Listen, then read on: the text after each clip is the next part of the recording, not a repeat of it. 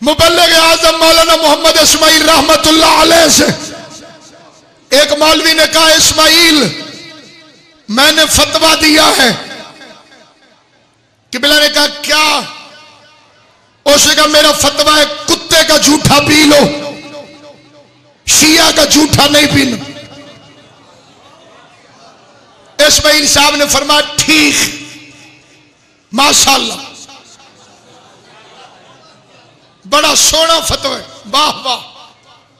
उसने कहा मैंने तुम्हारे खिलाफ फतवा दिया, तुम खुश हो रहे हो? इस्माइल ने फरमाया मैंने मतलब तेरे मुरीदों को बता दिया तो वो तुझे मारेंगे।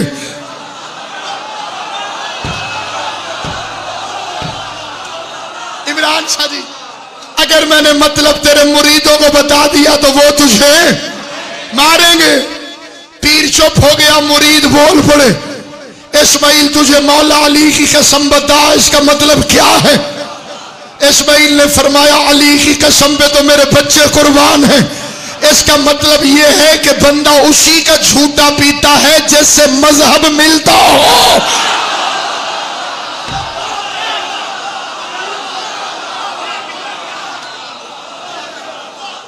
तेरा मजहब मिलता जो कुत्ते से है।